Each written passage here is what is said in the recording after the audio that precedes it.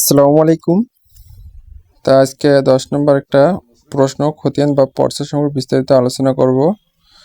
উত্তর CS কারস্ট্রাল survey, Cristian জরিপ বা খণ্ড খণ্ড জরিপ। এই খতিয়ানের ফর্মটি উপরের নিচে লম্বালম্বি থাকে, উহার উভয় পৃষ্ঠার লেখা হয়। এতে তজি নং থাকে, এতে 13টি কলাম আছে।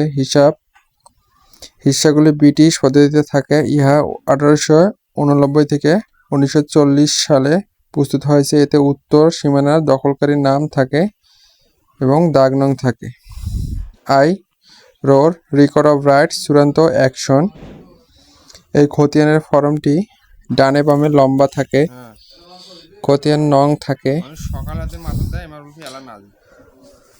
উপরে বাম কোণায়, তাহা ভগ্নাংশ আকারে থাকে। উপরের সংখ্যাটি বৃত্তাকার দেওয়া থাকে। হিস্সাগুলো ব্রিটিশ পদ্ধতিতে থাকে, তবে অনেক খতিয়ানে হিস্সা দেওয়া থাকে না।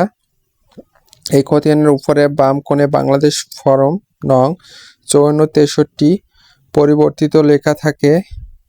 ইহা 1953 থেকে 1962 সালে প্রস্তুত হয়েছে। BRS Bangladesh revisional survey, Bangladesh পুনরায় জরিপ।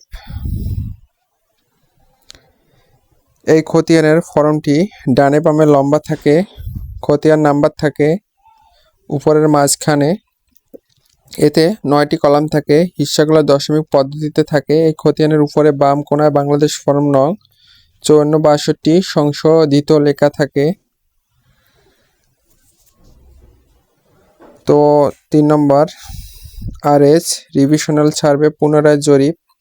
এই খতিয়ানের ফর্মটি উপরের নিচে লম্বা থাকে। এতে 12টি কলাম থাকে। হিস্সাগুলো ব্রিটিশ পদ্ধতিতে থাকে।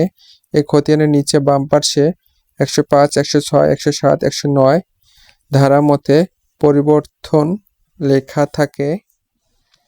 এর